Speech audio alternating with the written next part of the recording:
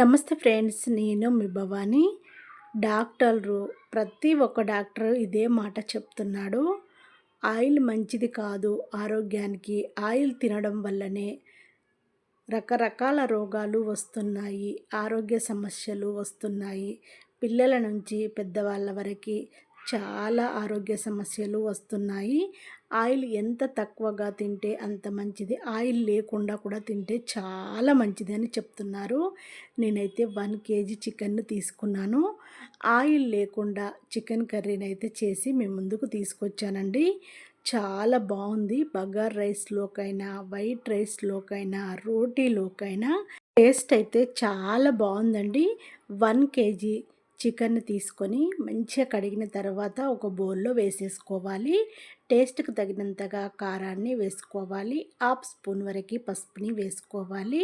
టేస్ట్కి తగినంతగా సాల్ట్ని వేసుకోవాలి. 1 స్పూన్ వరకు మిరియాల పౌడర్ని, నల్ల మిరియాల పౌడర్ని వేసుకోవాలి. 2 స్పూన్ వరకు ధనియా పౌడర్ని వేసుకోవాలి. 1/2 స్పూన్ వరకు గరం మసాలా పౌడర్ని వేసుకోవాలి. కమ్మటి పెరుగును 2 కప్స్ వరకు వేసేసుకోవాలి. ఒక కట్ట పుదీనాని వేసేసుకోవాలి. 1/2 కప్పు వరకు నిమ్మరసాన్ని వేసేసుకోవాలి. అంటే ఒక 2 స్పూన్ల వరకు నిమ్మరసాన్ని అయితే వేసుకోవాలి. ఒక కట్ట కొత్తిమీరను సన్నగా కట్ చేసి వేసేసుకోవాలి. ఫ్రెష్గా దంచి పెట్టుకున్న అల్లం వెల్లిగడ్డ పేస్ట్ని వేసేసుకోవాలి.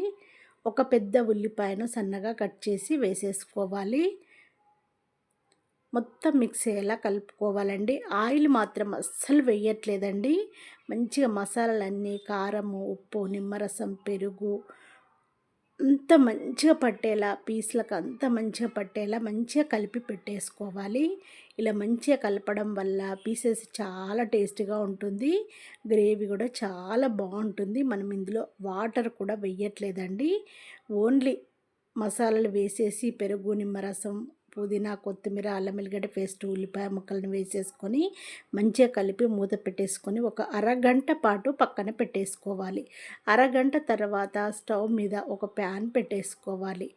అదే ప్యాన్లో మనము చికెన్ అయితే మంచిగా కలిపి పెట్టుకున్నాం కదా, ఆ చికెన్ అయితే వేసేసుకోవాలి. ఇలా మంచిగా కలిపి మనము ఒక అరగంట పాటు పక్కన పెట్టుకున్నాం కదా, దాన్ని అంతా ఒక బౌల్లో వేసేసుకొని, ఒక కడాయిలో వేసేసుకొని స్టవ్ మీద అయితే మూత పెట్టేసుకొని ఒక 5 మినిట్స్ వరకు ఉడికించుకోవాలి.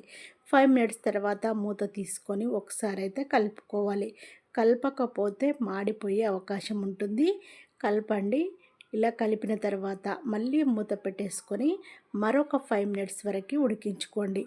చూడండి, ఇప్పుడు మూత తీసి చూస్తే పెద్ద ఉడుకుడు పట్టింది. ఇందాక చిన్న ఉడుకుడు మీదనే మనము కలిపాము. మూత తీసి ఇప్పుడు పెద్ద ఉడుకుడు మీద కలుపుతుంటే వాటర్ చూడండి ఎంత మంచిగా వాటర్ వచ్చాయో. ఇలా వాటర్ అంతా దిగిన తర్వాత మళ్ళీ ఒకసారి కలుపుకొని మళ్ళీ మూత పెట్టేసుకోవాలి. ఇలా ఉడికించడం వల్ల పీసెస్ మంచిగా ఉడుకుతాయి. టేస్ట్ కూడా చాలా బాగుంటుంది. మళ్ళీ మూత తీసుకొని మనమైతే చూస్తే చికెన్ కర్రీ మంచిగా రెడీ అయిపోయిందండి. ఇప్పుడైతే నేను చికెన్ కర్రీని ఒక ప్లేట్లో వేసేస్తున్నాను.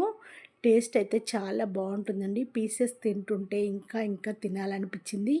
అంత బాగుందండి. ఆయిల్ లేకుండా చికెన్ కర్రీని అయితే చేశానండి. ఇది ఆరోగ్యానికి చాలా మంచిది. పిల్లలకి ఆయిల్ లేకుండా పెట్టండి, మీరు ఆయిల్ లేకుండా తినండి. ఆయిల్ తినడం వల్ల రకరకాల సమస్యలు వస్తున్నాయి. ఆయిల్ మానేయండి, మీ ఆరోగ్యాన్ని కాపాడుకోండి. Thank you friends. నా వీడియోని షేర్ చేయడము మర్చిపోకండి, సబ్స్క్రైబ్ చేసుకోవడము మర్చిపోకండి, లైక్